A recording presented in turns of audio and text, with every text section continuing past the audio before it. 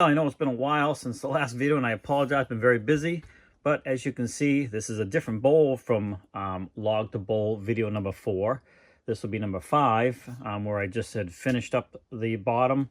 And I'm getting ready to put the chuck on. So I just kind of want to show you that process of how we mount it and turn it around so we can hollow out the inside. So this will probably be a relatively short video.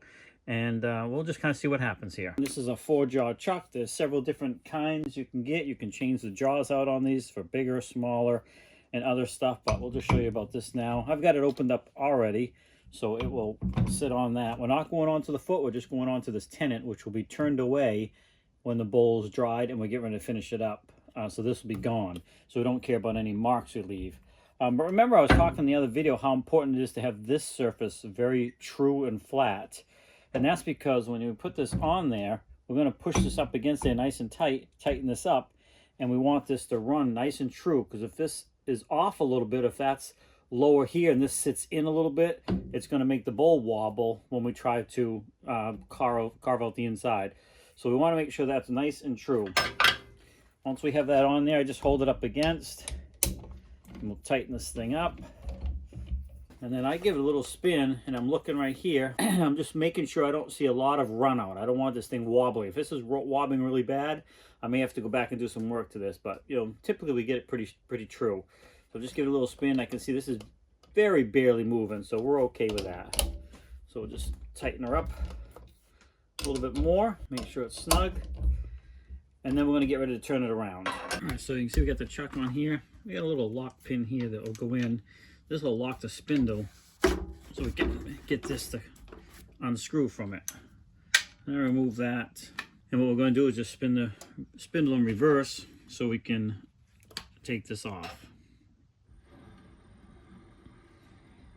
All right, once that's off, we can shut the lathe back off.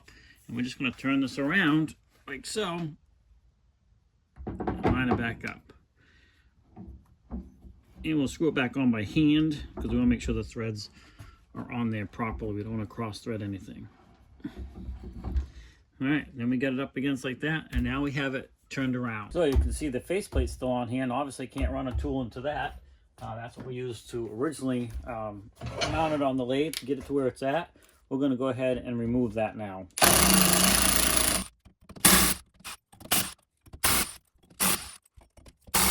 Okay, we'll hang that up. Be ready for the next bowl. All right, so now there's nothing on here. We're going to bring up our tool rest, tool support, get it lined up. Turn this by hand, make sure nothing's hitting.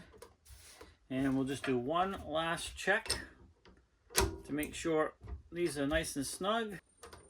And this is where we would crank it up, take our tool, and start hollowing out the center. That'll be for the next video. Don't forget to check out the website. I've added a few more items. I got a bunch more I'm going to be adding here shortly. That is seethewoodturn.com. And come back next week. I'll try to get more consistent with my videos. It's been really busy. We'll turn this up in the next video.